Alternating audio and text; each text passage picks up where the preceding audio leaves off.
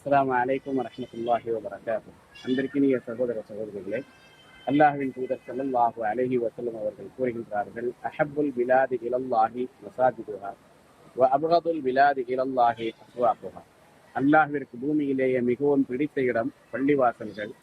அதே போன்று அல்லாஹ்விற்கு பூமியிலே மிகவும் வெறுப்பிற்குரிய இடம் கடைத்தெருக்கள். இன்று நாம் பொதுவாகவே பள்ளிவாசல்களில் குறைவான நேரத்தை செலவழிக்கின்றோம், கடைத்தெருக்களிலும் கடை வீதிகளிலும் அதிகமான நேரத்தை செலவழிக்கின்றோம். ஆனால் மார்க்கம் நமக்கு சொல்லக்கூடிய அட்வைஸ் என்ன? பள்ளிவாசல்களில் அதிகமான நேரத்தை நீங்கள் செலவிடுங்கள், கடைத்தெருக்களில் உங்களுடைய தேவைகள் முடிந்துவிட்டால் அங்கிருந்து விரைவாக வெளியேறிவிடுங்கள்.